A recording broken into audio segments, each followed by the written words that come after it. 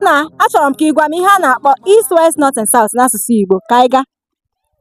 East, West, North and South.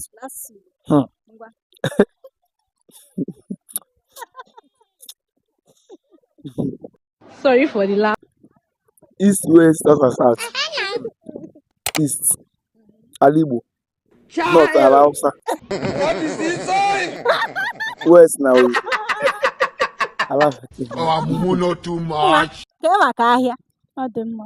A sị m ka m jikene gị, kedu ihe a na-akpọ East, West, North and South n'asụsụ Igbo?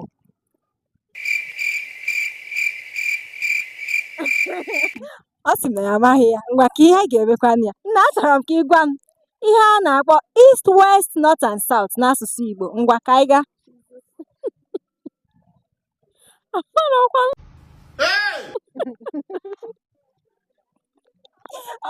Ọ sị anyị na ọma ahụ. Ngwa ka anyị jee chọọ n'onye ọzọ.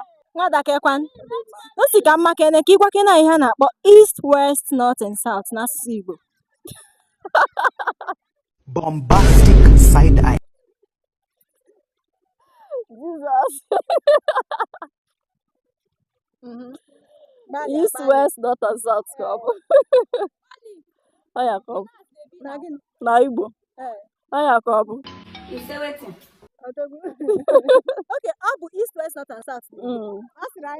East, West, North and South. Ngwa daalụ. Asọma gwakena anyị ihe a na-akpọ East, West, North and South n'asụsụ Igbo. Okay. South. Ọdịda anyanwụ. East bụ ọwụwa anyanwụ. North bụ ugwu and West. I'm not here speaking out. Ọdịda. Jisi ka ị gbalịrị ọfụma mana ịzatachaghị ha ncha. Ngwa ka ọ dị. Ndị be anyị, unu ahụla na onweghị onye zatanwuru ya bụ ajụjụ. Ngwa ka ngwakere gị ebu ụsa ya.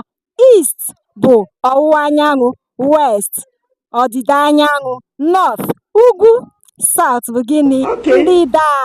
Ngwa ọ bụrụ na o nwere ihe ọzọ ị ga-ekwu maka ya, itinyere anyị ya n'ọdụ ozi ka emesịanụ.